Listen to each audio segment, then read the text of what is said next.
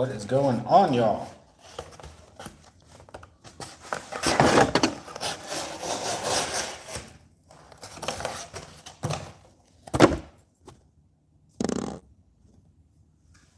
How is everybody doing?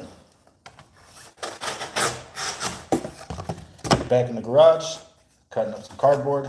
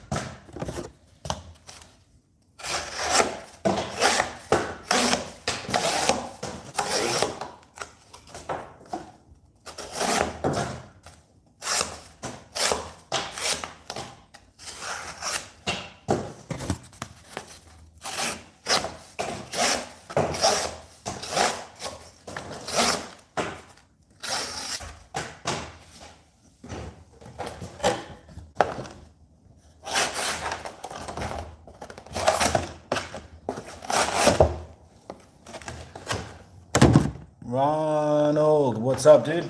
How are you doing? How's my day going so far? It's going pretty good.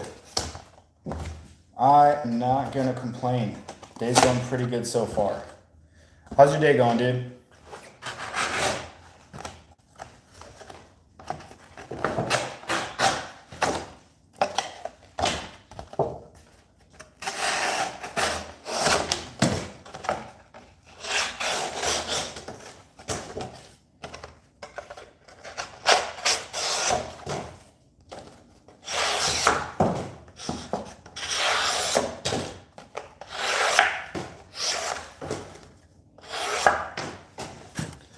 It was okay, thanks. Yeah, no problem.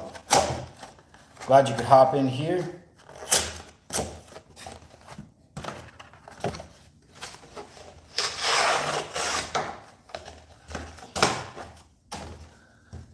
That looks fun. It is. This is probably one of my favorite things to do. Just come out to the garage and cut all of the cardboard that comes from groceries, Amazon, stuff like that. I'll show you guys right now. I've got these boxes right here and this pile right here and then some more on top over there. How do you keep your knife sharp? I have a couple of different sharpening systems. Not with me, obviously. Actually, I have one out here. Is this guy right here. So it's got a belt attachment and pull your knives over here. It's not plugged in, but it's running on a motor. So the belt will spin and then that way I can run my edge, get it nice and sharp. That is one way. Another way is I also have another Work Sharp knife sharpener that is more of a little pocket friendly. Thank you for being so interactive. Of course, man. That's what this is all about. We come out here, we have a good time, we get some conversations going. I answer some of y'all's questions, and that's what we do. Yeah, I also have a Work Sharp guided field sharpener, which is probably more my favorite because that one has to be near an outlet, so it's a little less portable. But I do like the that belt sharpener right there for some more heavy duty. Like if this edge like if I drop it on the concrete, it chips, it breaks. Something that's going to take a little bit more effort, I will pull out the belt sharpener right there. But more often than not, it's going to be the guided field sharpener from Work Sharp.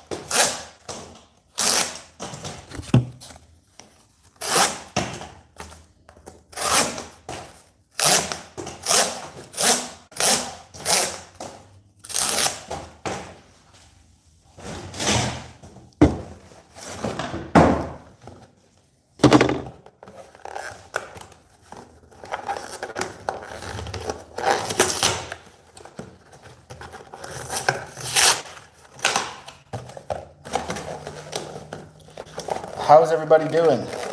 How is your, what day is it, Tuesday? How's everybody's Tuesday going? Hope y'all are doing well.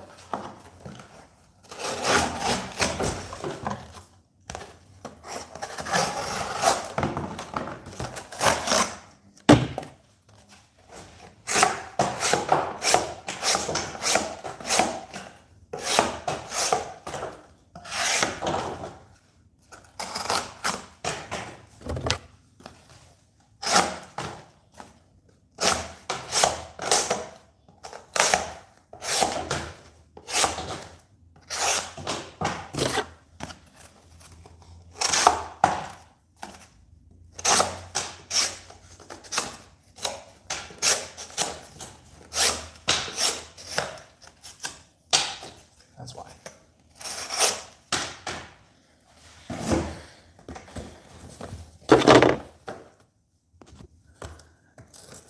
There are some knife channels that don't get really involved with other people like you do, so that's why we appreciate you. Of course, man. I'm not like everybody else.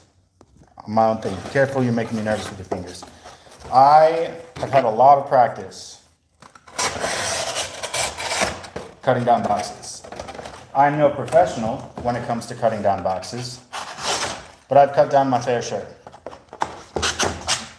And I can assure you that I am following all of the normal regulated safety precautions.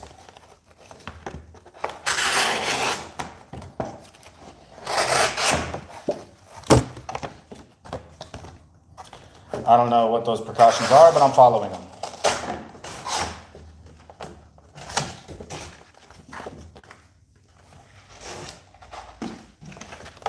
These ones are tricky.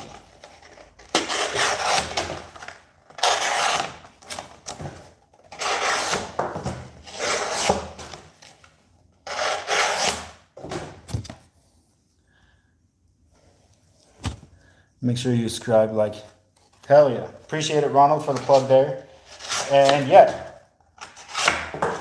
if you find yourself enjoying your time here, consider subscribing to the channel. Check out some of my other content.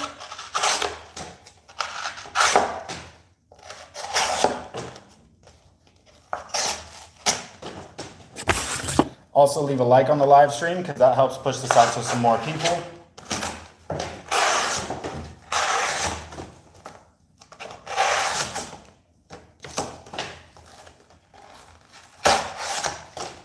That's good enough. Let's work on some of these big guys. Pause.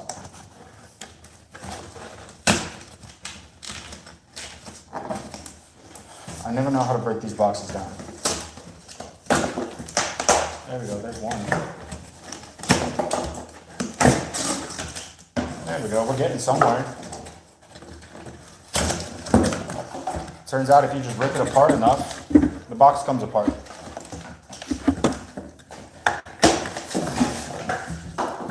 There we go. I learned how to break down these boxes. That's cool.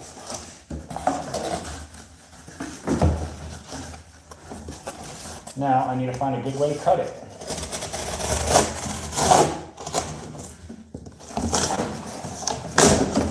I can tell this one's not gonna be fun.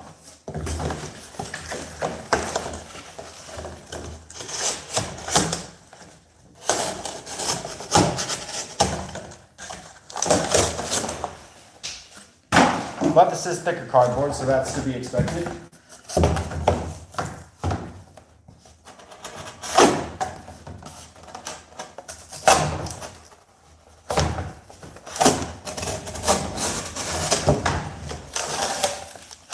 There we go, that one wasn't too bad.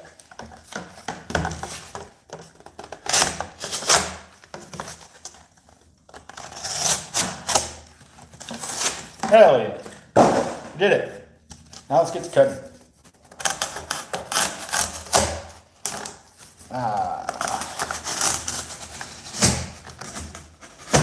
These old boxes are the worst. One, it's an old box. Two, it's double wall cardboard, which makes this twice as hard. But we're gonna get through it anyway. One piece at a time. Maybe if I do this. That's better.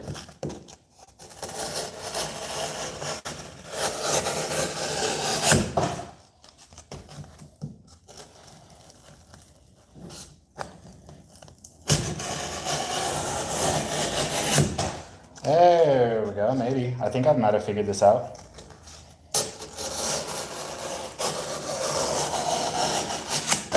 At least a little bit. This is gonna suck for the rest of this shit, but I've got it figured out for right now, which is nice.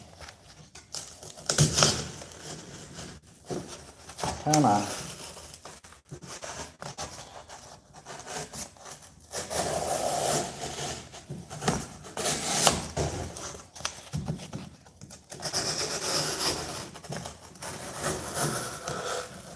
This shit does not want to cut.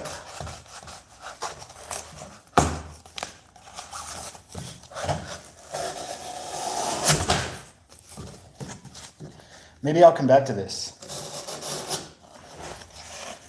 After this piece, obviously, because I'm not a quitter.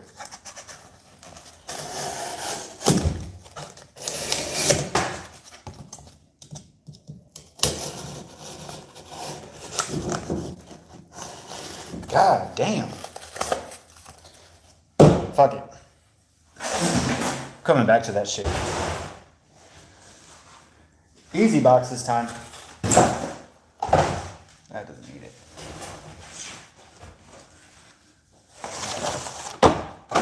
Oh. Amazon box.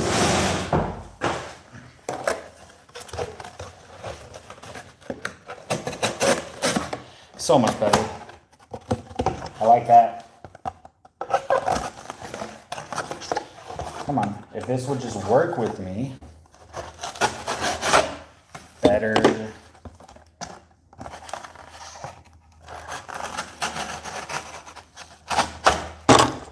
Thank you.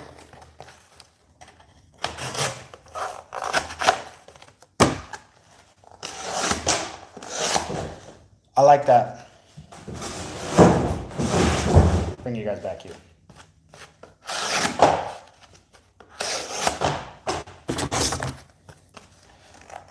How is everybody doing?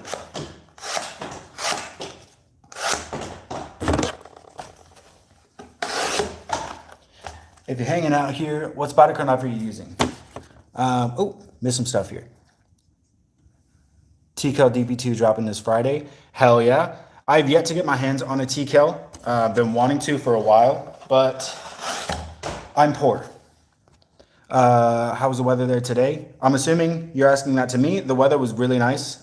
It was hot all last week, like in the 80s, but right now it's dropping back down into the mid 60s. And what Spyderco knife are you using? I'm using the Spyderco Bodacious here in CPM Spy 27 steel, which Spyderco states on paper that this blade steel should perform very similarly to like S45VN.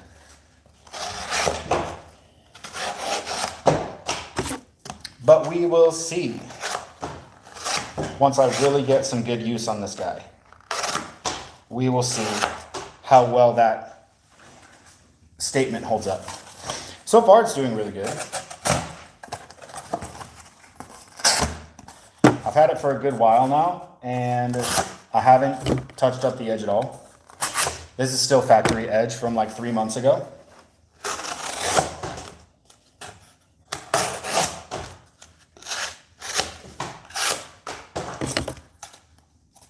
When is the last time you sharpened that knife? I've never sharpened this knife.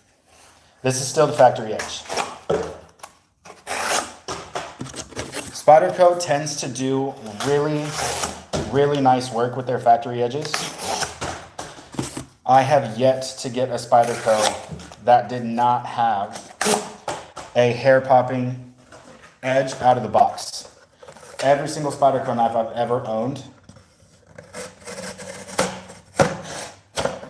has come with an absolutely fantastic edge, straight out of the box.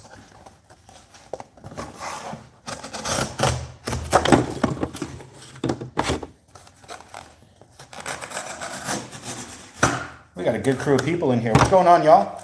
Hope y'all are having a fantastic Tuesday.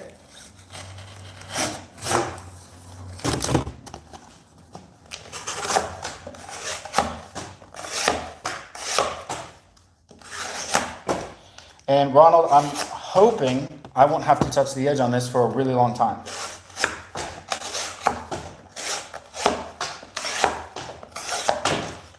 But obviously, this marks the beginning of my month-long challenge with this guy. So this will be the only knife I will be having in my pocket for the next month. Only knife I will be cutting anything with.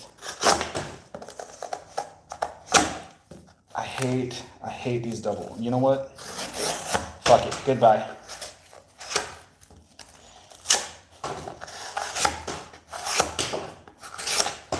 So yeah, I'm gonna see how well this guy holds up. Freehand sharpening, or do you use a machine? I use a little bit of both. My main sharpener of choice right now is sort of technically a freehand system. It's the WorkSharp guided field sharpener. And I say technically freehand because it is like a freehand type system, but it does have built-in angle guides, which is why I say it's kind of a freehand. But the machine that I use sometimes is WorkSharp's knife and tool sharpener, which is a belt grinder type of knife sharpener. But honestly, most of the time it is going to be the guided field sharpener. I find it a lot more convenient, and I can take it with me anywhere, and I can sharpen a knife anywhere that I'm at, whether that be on a beach, in the woods, in an Amish village, if I ever find myself in one, because it doesn't use electricity. The belt sharpener that I have, this guy right here, I'll show it again, is my electric belt grinder sharpener. Really like this guy, but that sharpener is tailored more to, I find that one does really well with if you're re-angling your knife edge, or your knife edge is completely shot, there's chips everywhere. That's where the belt grinder comes into play, because I can get an edge from absolutely fucking dull as a rock to razor sharp in like 5-ish minutes. But the freehand sharpener does take more time. So I mainly use the guided field sharpener for like knife maintenance, for maintaining knife edges. And I pull out the belt sharpener when a knife needs just a completely new edge. So I'll kind of get the best of both worlds. But I can't really say which one is better, because each one has their pros, each one has their cons.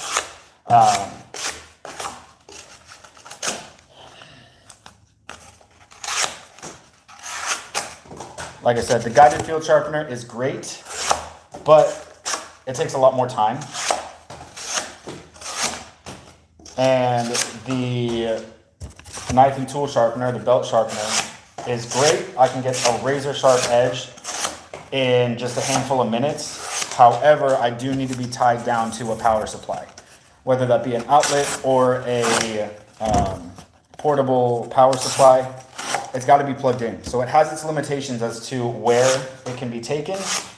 But the end result is really nice using the belt sharpener. The other downside to the belt sharpener is the belts seem to wear out rather quickly. when I was mainly using the knife and tool sharpener as my main sharpener, I mean, the belts are already shot, and I've only sharpened maybe 10 knives. That being said, the belts are relatively cheap. I can get a pack of belts from Worksharp for like 10 bucks. But that being said, it does make it a tedious process if you don't catch your belts before they need to be replaced. And then you gotta wait however long for shipping, packing, stuff like that. So, like I said, each one has their drawbacks, but they're each really good in their own sense.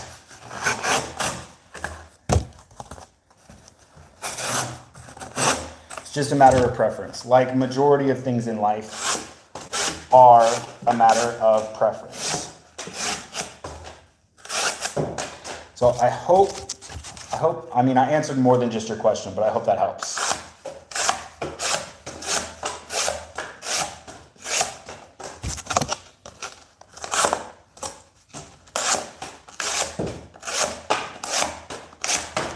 But definitely, I will say, I'll add to that a little bit, that if you keep up on maintaining your knife edge, and you hone it, you strop it every once in a while, like after tonight, I am probably going to run this thing on a ceramic rod and a strop, just to keep the knife edge pushing. Because even though a knife might not be completely dull, just a little bit of edge maintenance every so often goes a really long way in lengthening the amount of cutting time you will get out of your knife edge. That's one thing that most of the time goes completely disregarded, is edge maintenance. I find a lot of people will just leave their knife edge until it's dull as a rock, and then they'll just throw a completely new edge on the knife, which one, shortens the lifespan of your knife as you're taking away a lot more steel off the blade itself than what you probably need to. And then on top of that, you're spending a lot more time in the long run resharpening your knife, when you can get 3 to 4 times more life out of the edge just with a simple, honing and stropping every once in a while.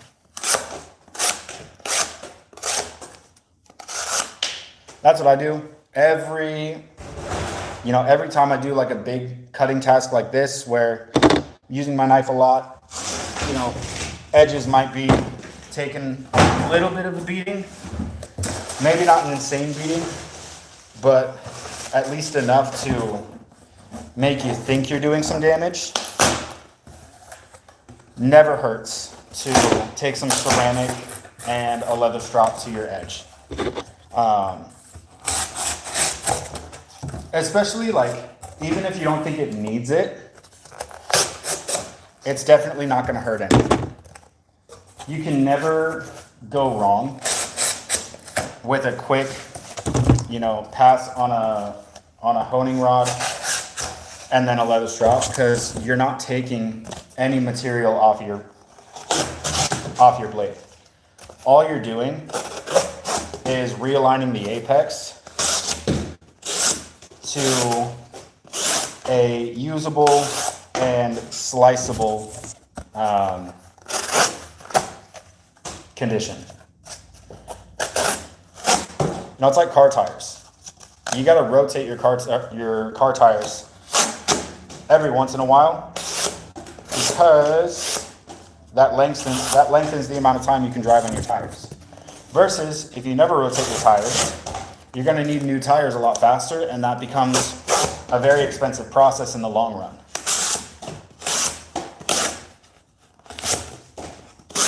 or changing the oil on your car. That's got to be done every so often, otherwise your engine is going to seize up, and that becomes a very timely and costly fix. So it's like anything. The better you keep up with it, the longer it's going to last you, and the better off you're going to be later on.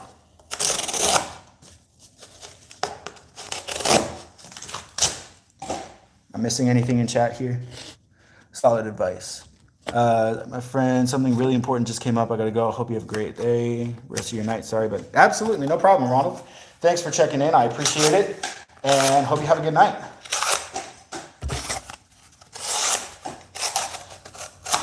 Yeah, again, apologies for the long-winded sort of rant there, but that's just my 2 cents when it comes to knife maintenance and sharpening, and something that I feel like needs to be addressed more often,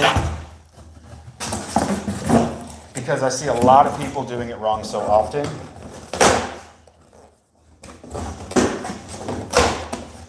So, Mr. Gonzalo, I hope that helps in any regard.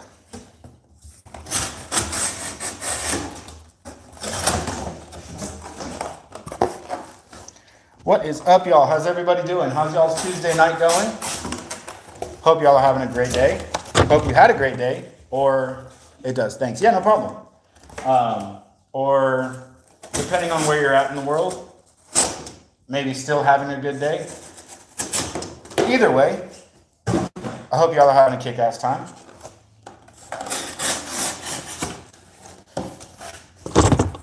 If you're just checking in here, we are cutting down some cardboard, some much needed breaking down cardboard. I put this off for far too long, and we're having some good conversations. So chat is open for anybody, whether that be, like we were just talking about, knife advice, sharpening advice, EDC, life, you name it.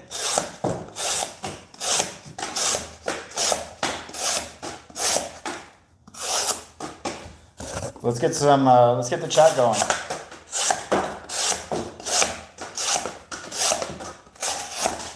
Also, if you find yourself hanging out here for more than just a couple of seconds, a quick little click of that subscribe button up at the top goes a really long way. It's free to you. You can change your mind anytime you want to, but clicking that little subscribe button really does help this channel in a massive, massive way.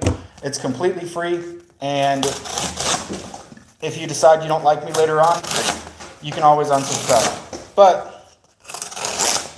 feel free, hit that sub button, check out my other content once this live is over, and I would appreciate it a ton.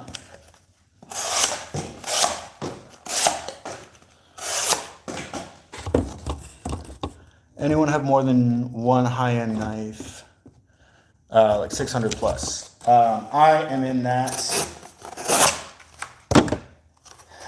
group. I would say unfortunately, but it's not. Luckily for me, I have currently 2 knives that MSRP is either right over or right around 600 bucks. I have my one-off Heretic Manticore X OTF. That is the Boba Fett Bounty Hunter style. But what makes it a one-off is it has a custom engraving of Boba Fett on the front. You can head on back through the history of my channel. I have a couple videos on it. But the most recent one that I got in is the McNeese PM Mac 2. Absolutely killer knife. Jonathan's a great dude. McNeese is a solid company. They make a really, really good knife. If you want to check that one out, I do have a couple of videos, some shorts on that knife specifically. So if you want to check it out, head back through my content. It should be some of the most recent videos covering that knife there. Some knives that I have had in the collection that I don't anymore for one reason or another. I had a Chris Reeve Umnumzan. Love that knife. That was actually my graduation present to myself when I graduated Army basic training.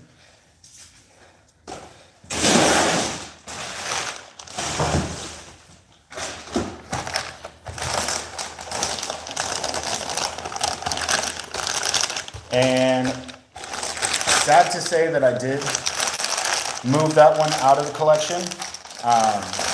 And I actually ended up trading it for the OTF that I mentioned. So I'm not too sad about it, but I would love to get another Chris Reeve sometime in the near future. Maybe not near future, but sometime in the future. I'd love to get one back. But we'll see. If that's in the cards one day, great. If not, I'll find a way to make it happen. But yeah, any other EDC nuts, knife collectors in the chat here, let me know. And also, if you're not a knife collector, what are some other stuff you guys collect?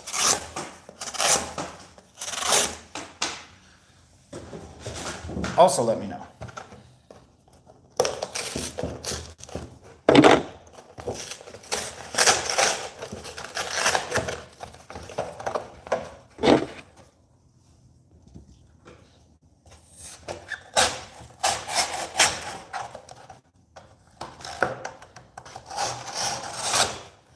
Mr. Gonzalo, can I call you Mr. G? The Mr. Gonzalo. Are you a knife dude?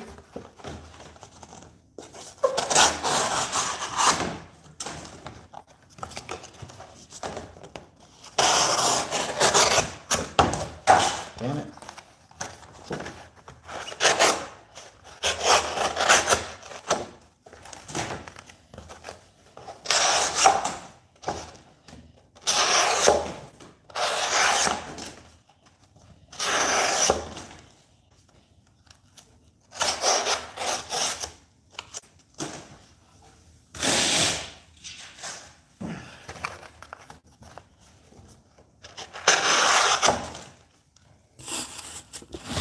Yep, I already bought 4 knives this year, all smaller knives. Nice. What did you pick up?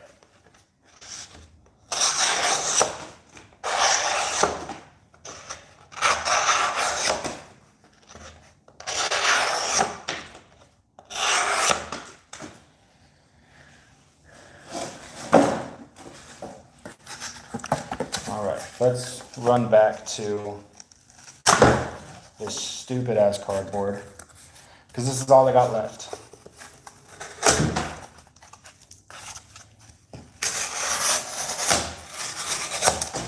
Okay, we're getting somewhere. More than what we did before, I'll tell you that.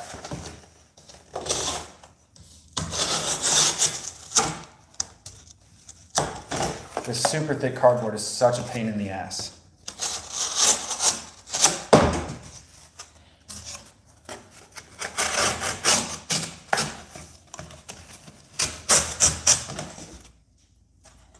But if I hit, it's better this way.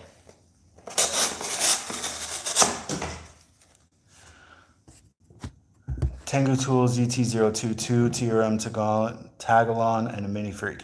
Hey, those are solid knives. Don't let anybody tell you different.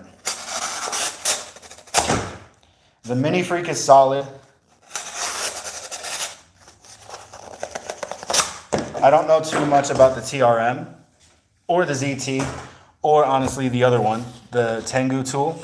No idea about any of those. ZT, you could tell me anything about a ZT, I would have no idea. I don't keep up with a lot of what ZT's going on. especially their model names. They have the worst naming system for their knives out of any company.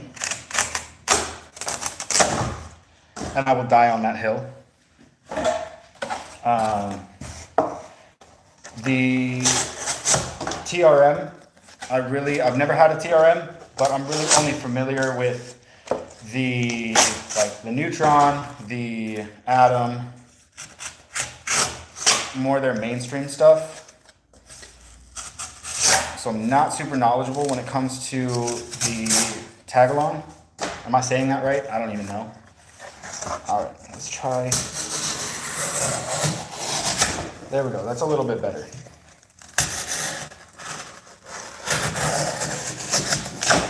But yeah, man, those are still solid knives. I think at this point in the year, I am at 1, 2, 3, 4, 5 or 6, give or take, if my math is mathing on that. I think that's about where I'm at.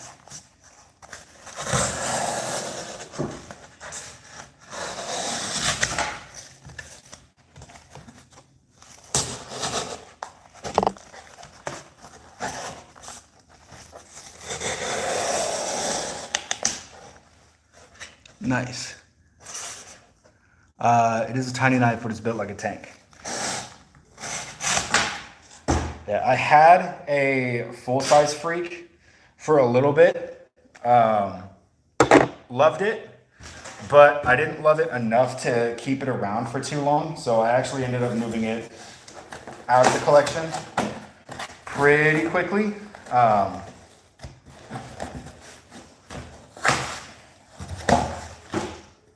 But still a solid knife nonetheless. Let's see what we got going in here.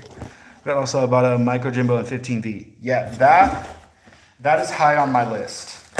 I recently, about a month and a half ago, bought a Yojimbo 2 in M4 steel. Solid, absolutely solid knife. Honestly, one of my favorites coming from Spyderco, which is a big thing because the Para 3, for going on probably 5-ish years now, has been my all-time favorite EDC knife. And to have that borderline knocked out by the Yojimbo 2 kind of surprised me a lot.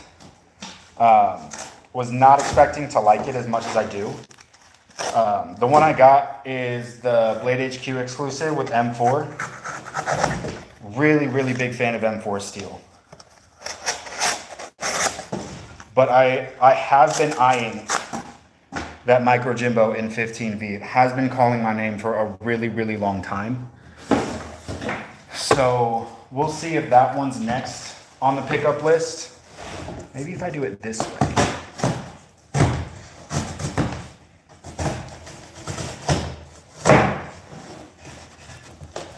This is going better.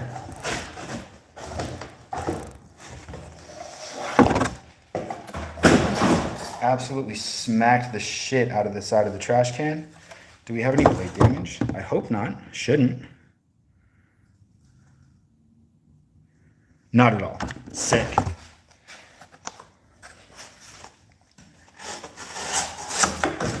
Nice. Yeah, was not expecting to like the Yojimbo 2 as much as I do now.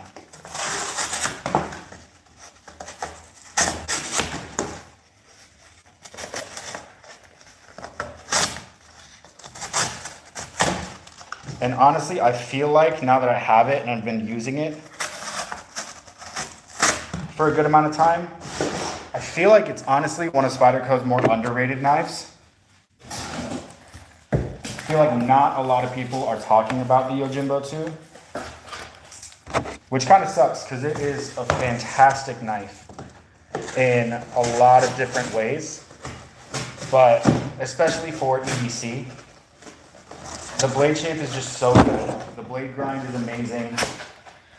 And overall, it is just a fantastic user of a knife that I feel like more people should appreciate. There we go. I don't know what the fuck was wrong with that other box.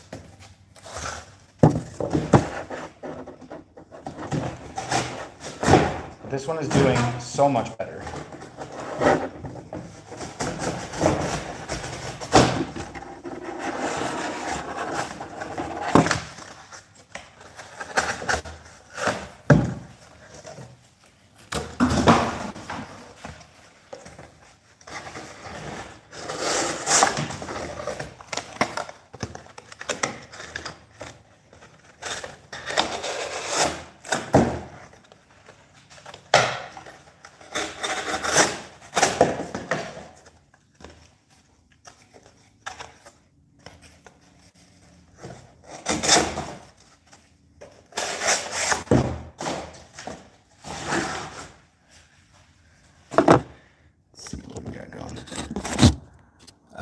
Also, the new one in Magna Cut from Blade HQ.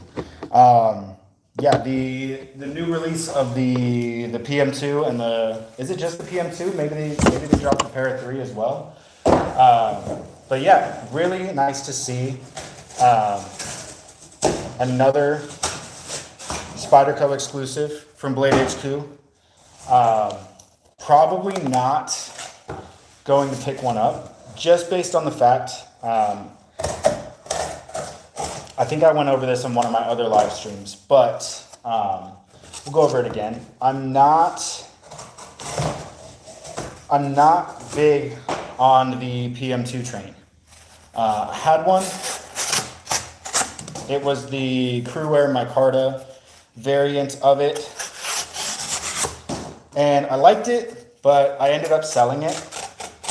Again, I was at the time and still am Team Para 3, and yeah, that one just didn't see a ton of pocket time for me, so I ended up moving it. And then recently this year, beginning of the year, I picked up a Manix 2, also in the Crewwear Micarta version, and I feel like the Manix 2 is overall just a better knife than the PM2. Better blade shape, better lock, I feel like. While I love the compression lock on the Spyderco, I feel like Spyderco's ball bearing lock, ball cage lock, whatever the fuck it's called, I feel like it's just a better lock. Lock stick is not a thing with it, which Spydercos are notorious for. Like, I spent 3 days getting the lock stick out of this knife, and it's still there. Not as bad as it used to be, but yeah, I have some compression locks that are really, really solid. The lock tension is really nice, and I have some like this one where the lock tension is okay, but it's honestly a little on the softer side. I've tried everything. I've tried bending out the lock bar. I've tried cleaning it. I've tried a million different things to get this knife to where I want it to be. It's not quite there, but it's okay. I hate to say it because I love this knife. I love the way that it looks. I love the design. I love the fact that it's basically a Shaman without the forward finger, like the upper choke up spot. Flat handles versus the Shaman's contoured handles. But yeah, I really, really like this knife, and I want to love it so bad. But there are a few things about it, and like I said, I don't know if this is just one that I got that sort of got skipped over in the QC process, it might just be how the knife is. But overall, the lock bar tension is on the softer side. The lock stick is less of a problem now than it was before. It was just absolutely fucking god awful. Yeah, both. PM2 available now and PM3 coming soon. Yeah. Um, not a big fan, but yeah, this knife right here. Love basically everything about it except for the fact that the lock bar tension is a little soft. Like, check it out. I can shake the blade out. It takes quite a bit of effort. Like it's not going to open in the pocket, but you give it a good swing, that shit's opening up. Not the biggest fan of that. And I've done a lot to try and counteract that. Cheers and God don't cut thingies off, choke on it. Yeah. What knife is that? This is the Spyderco Bodacious. A little bit different than what it comes from out of the box. I put aftermarket micarta scales on here from Rips Garage Tech and a Lince Northwest titanium pocket clip. But yeah, Spyderco Bodacious in CPM Spy 27 steel.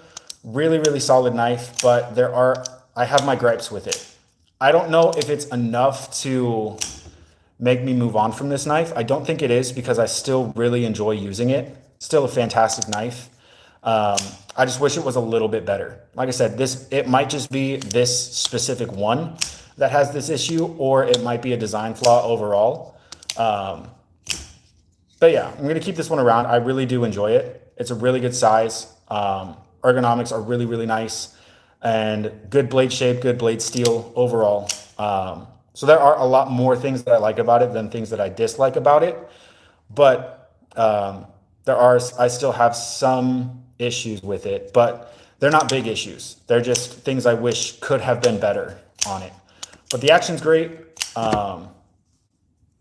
Blade play, it's locked up pretty solid. Centering, not bad. Spyderco, yeah, Spyderco. This is the Spyderco Bodacious. But yeah, very, very long-winded sidetrack. But yeah, the PM2 just really isn't my jam anymore. Funny enough, the PM2 was actually my first Spyderco that I ever got. It was a Christmas present back in, oh God, 2022 or 2023, one of those years. Christmas present to myself. I walked up into, I think it was Shields. Yeah, it was Shields. Saw it on the shelf, picked it up. That one also had some of the worst lock stick I've ever felt on a knife. It did clean up really well. Turns out I just needed to take it apart, clean off the pivot area, oil it up. But yeah, I am team, got a full-size Spyderco Tenacious. Nice. The Spyderco Tenacious is a solid knife, especially now that they're offering it in some more premium steels. I want to say they have a version of it in either M4 or S45, S35, something like that. A more higher end steel than just the standard ACR13, which ACR13 isn't awful, but where Spyderco has it priced at, I do think it's a little overpriced. However, they're doing some really cool things with it, and I appreciate it. So the Tenacious is a solid budget way to get into Spyderco without having to spend too much money.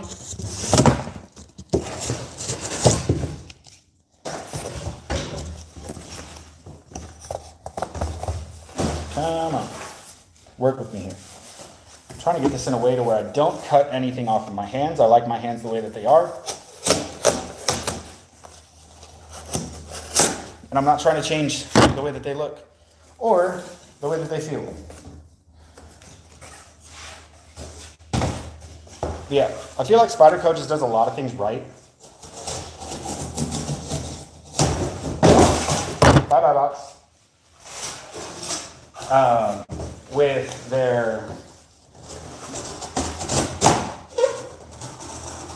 their pricing, with their product lineup, everything about Spyderco I really, really enjoy, which is why I have 6 Spydercos in the collection right now.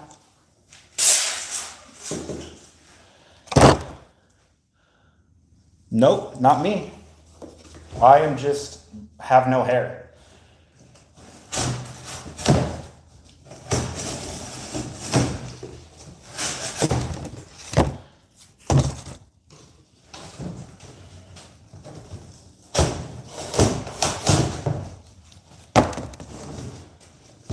But yeah, Spyderco is doing basically everything really, really well.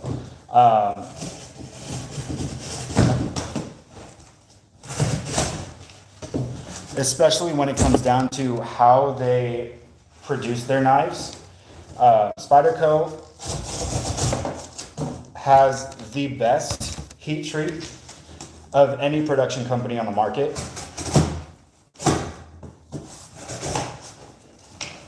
They've spent a lot of time and money into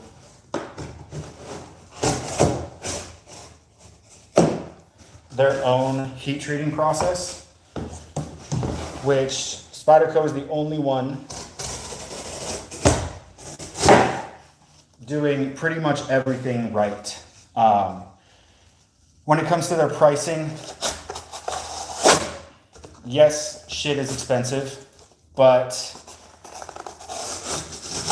everything is expensive nowadays, and I feel like the way that Spyderco is handling the inflation, in my opinion, the wire clip is awesome. It looks like the ones on my Lamy Safari pens. I really, really like Spyderco's wire clip. I think it's well designed. I think it's a massive upgrade, is what I would call it, to Spyderco's standard pocket clip. I think their standard pocket clip is one of the worst on any knife on the market. That's one thing I wish that they would improve on. However, I appreciate that there is some diversity in the way that you can lay out the pocket clip, in the fact that it's a universal mounting system, tip up, tip down, left hand, right hand. So I can appreciate it in that regard, and I guess in a sense, it kind of has to be designed in a very neutral type of way. Standard clip is cheeks, 100%.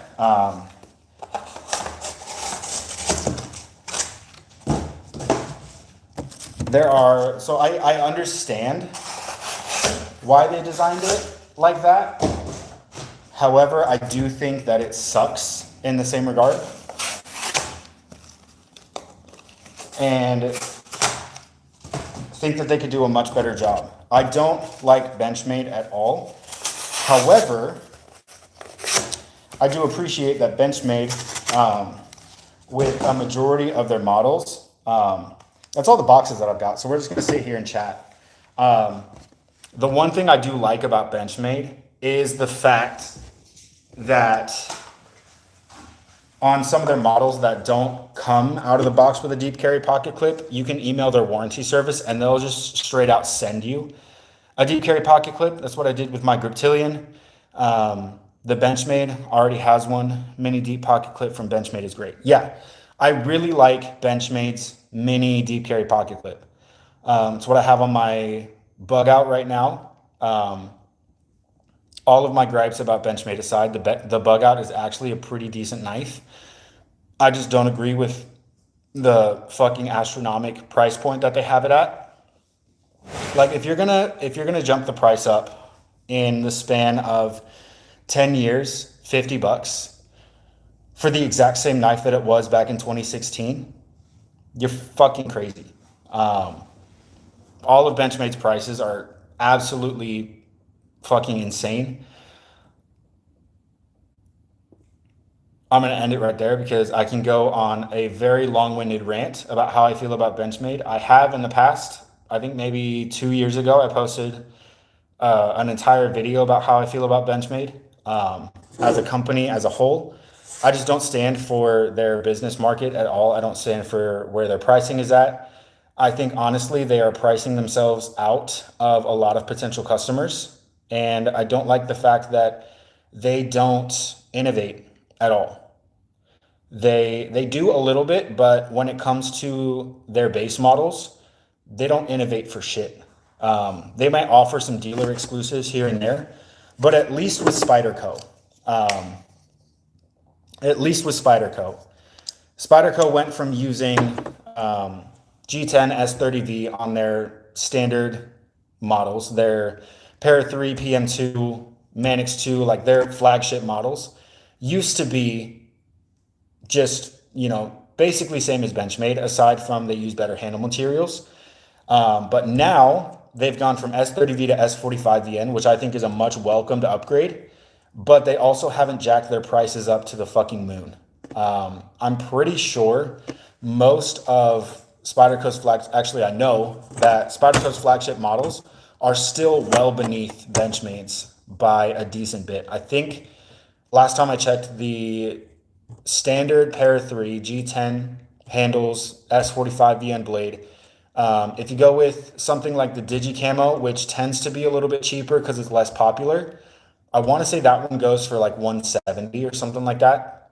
And my problem with Benchmade and why their pricing bothers me so much is because if you take the Benchmade bug out, for example, S30V, FRN handle scales, that knife it feels like an absolute child's toy to use. It is borderline basically unusable for anything more than cutting paper. If you try and do what I did here, that handle is going to bend in half. So if you want to make it an actually usable and enjoyable knife, you have to shell out another $50 to $60 to get either aluminum. If you go with Titanium micarta scales, they run about 30 to 40-ish dollars. But that pushes the price tag up even more to in the realm of something like this guy right here. All in, this guy, I'm probably looking at around 280-ish. We're looking at 230 for the base of this was G10 and Spy 27 steel. So basically S45 VN, but a little bit better. Throw on some micarta scales here that I got for $50 and a $20 titanium pocket clip. So actually more in the realm of like $300.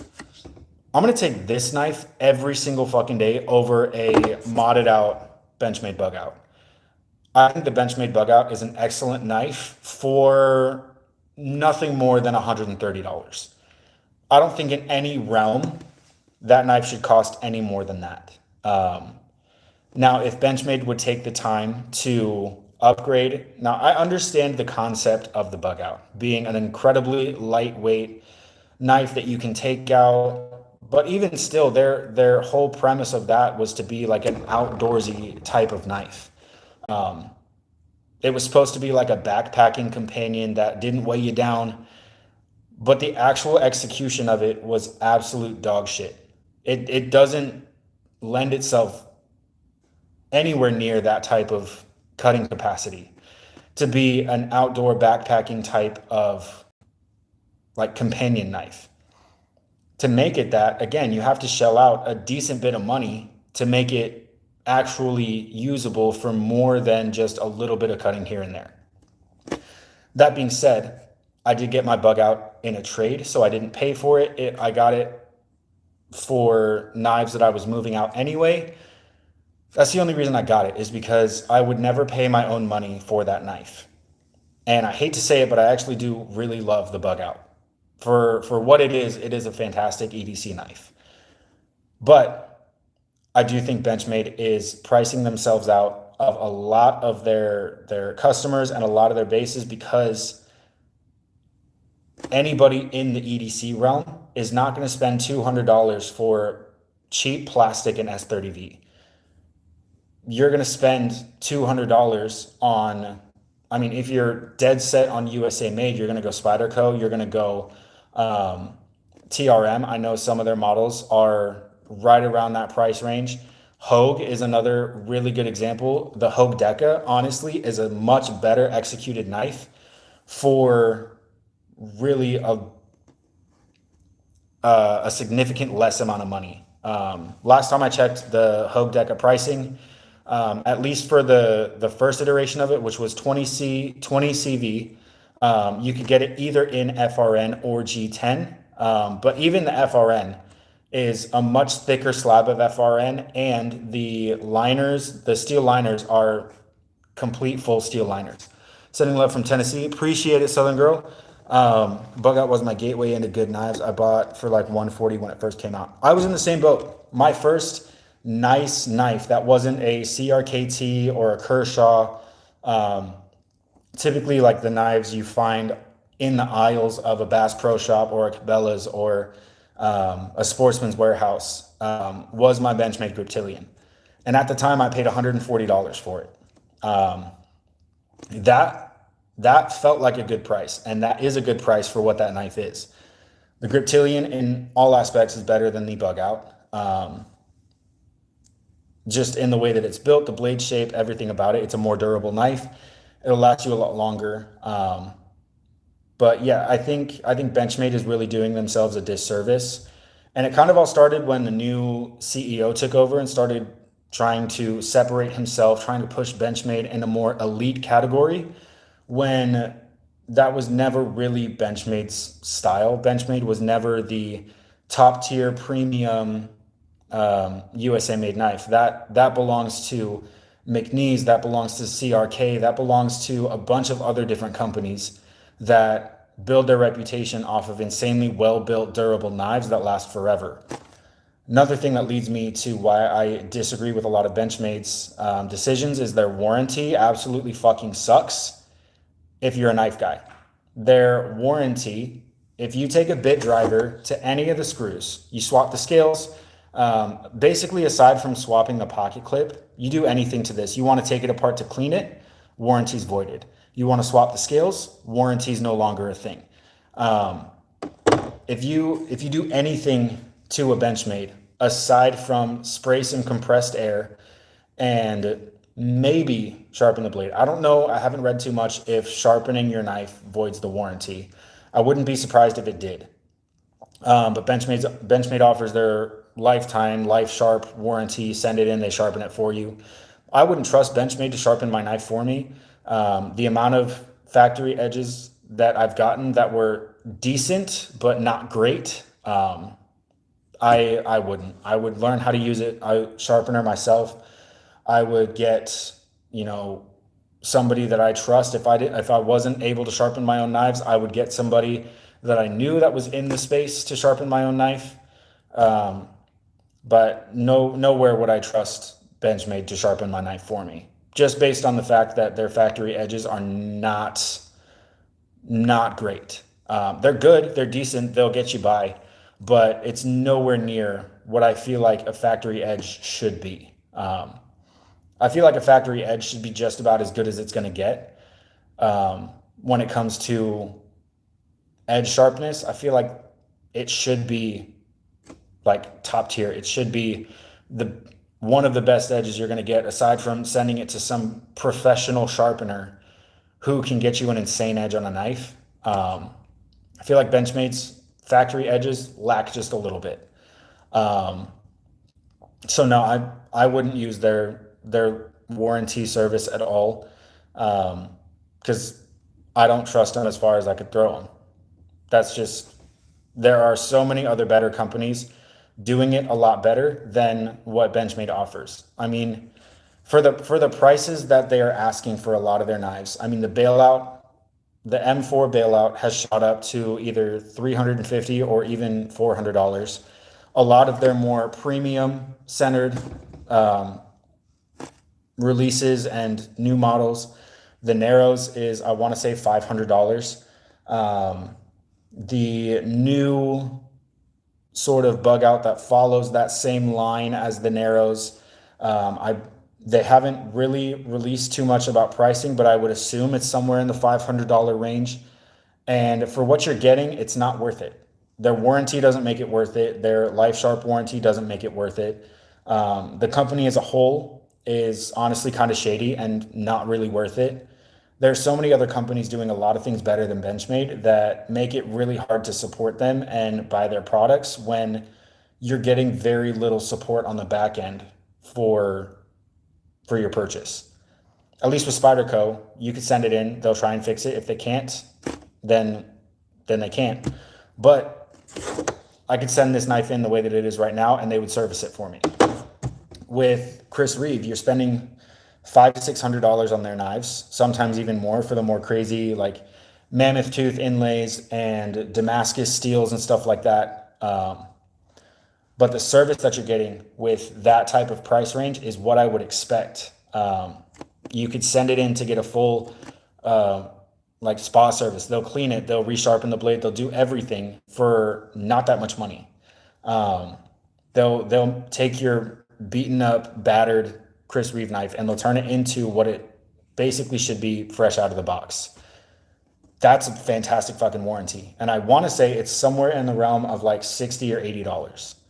Now, that might seem like a lot, but when you're spending $600 on a knife, 60 to 80 bucks, 10% of that, and you basically get a brand new knife back, you can't beat that. And on top of that, you can get a full-on replacement blade for like 120-ish, 150 bucks. So if the blade snaps, if something happens to the blade, you're not out another 600 bucks. You're out what it would cost for, a entry level decent knife. But you're getting a Chris Reeve blade. Like there are so many companies in that similar price tier that are offering so much more at a much better customer service, like just overall so much better. So that's why I have a really hard time with Benchmade. Even though I do have 2 Benchmades in the collection, I probably will not be getting any more anytime ever, just based on that. I have a lot of other companies that I prefer to support and give my money to over a shady company like Benchmade. But enough with the rant. I think that's where I'm going to cut it off. I appreciate you guys for sticking around with me. Again, if you're hanging out in this video, I would really appreciate it if y'all sub to the channel. Helps me out a ton. It's free to you. And if you decide that you don't like me later on, you can always change your mind. So yeah, before I head out, if you guys would just hit that sub button up at the top, I would really, really appreciate it. Thank you guys again for hanging out with me. And I hope y'all have a kick-ass rest of your night and a kick-ass rest of your week. So yeah, with all of that, I will catch you guys